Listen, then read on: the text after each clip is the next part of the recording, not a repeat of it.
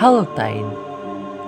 It is the time of year that is occurring between the end of October and the beginning of November, where we celebrate the supernatural spooks, with various activities performed ranging from trick-or-treating for candy in scary costumes to remembering those who had passed away. These days are dedicated to both the undead and the explainable, with spirits and monsters becoming the icons during this period. Both the memories of the past and folklore of the old days are remembered and highlighted, just like with a treat that I shall give to you. A treat in the form of a tale of a certain obscure demon within the Megaton franchise. So welcome to the Hallowtide special of the Demon Compendium. And today, let us welcome the clinging demonic soul of sin, Dybbuk. Dybbuk is a relatively obscure demon within the franchise that has quite a design choice and has seemingly consistent appearances. But because of reasons that may be the fate themselves, they are unable to become a consistent part of the franchise, which is quite a shame because their background is quite intriguing to say the least. With that in mind, let's give this spirit a highlight they need by first diving deep into the history behind Dybbuk and their appearances within the franchise.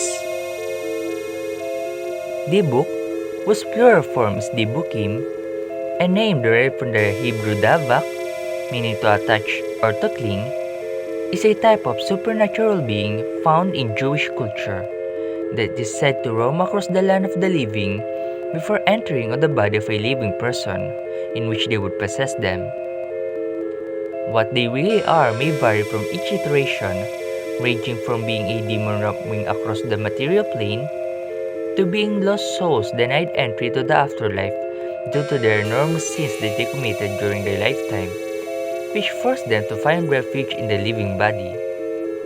With this specific depiction also depicts them to be male and possessing the body of an unwilling person, usually a female, though some accounts also includes men as well. Either way, entering the body caused them to take control of it against the wishes of the victim, and they have to be removed through a religious rite of exorcism, which also enabled them to be either be redeemed of their sin and transmigrate, or be cast out to hell, either for their sins or for their demonic nature. While beliefs relating to demonic possession and the concept of reincarnation are very old and common throughout the ages, beliefs relating to Dybbuk as a being of its own right is more or less a recent evolution from the basic demonic or ghostly possession from various Hebrew texts, having both the current term and nature recognized thanks to the evolving beliefs of soul transmigration in medieval Jewish and Christian communities during the 16th and 17th century. It is then entered popular culture, partially thanks to the 20th century Yiddish play made by S. Ankis, aptly named Der Dybbuk, which is all about a woman being possessed by a Dybbuk on the time of her wedding, with the Dybbuk in question happened to be her recently deceased lover. Because of these factors, Dybbuk became a part of the long list of well-known mythological figures and beings of Jewish culture, going as far as having a paranormal hoax relating to them, which is known as the Dybbuk box. A wine box said to be possessed by a Dybbuk and once owned by a Jewish Holocaust survivor. Intriguingly enough, the scientific explanation given to the concept of Dybbuk possession is that of a person suffering from a mental illness and showing hysterical signs. An explanation also given to the general demonic possession. Either way, Dybbuk and the legends relating to them become at least prevalent in some part of the world to the point that they enter the collective subconscious and has been part of the popular culture ever since. First debuted in Schoolworks, their main design is that of a large-headed, yellow-eyed ghostly figure wearing what seems to be a pastor's hat, whose arms envelop a smug-looking scarred man, wearing red bandage and having eyes with no irises.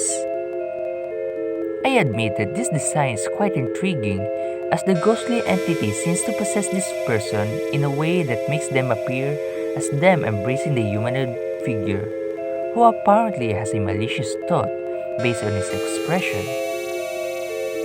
Overall, a recognizable and intriguing design that is in line with the many descriptions of these spirits, while also putting a spin on it, especially with the very large head of the ghostly figure, which make it both goofy and oddly terrifying.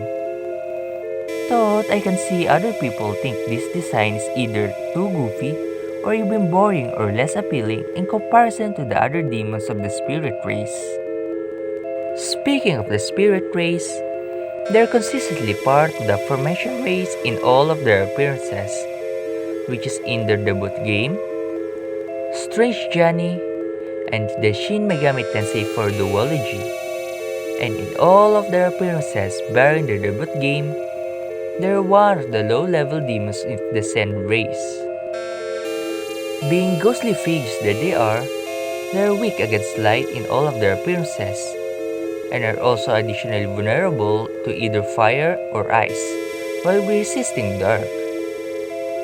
Unfortunately for this fellow, Dybbuk has no major and noteworthy role to speak of as of the making of this video, as they neither have such role in the games they appear in, nor they get an appearance in both 2D and 3D form in newer titles.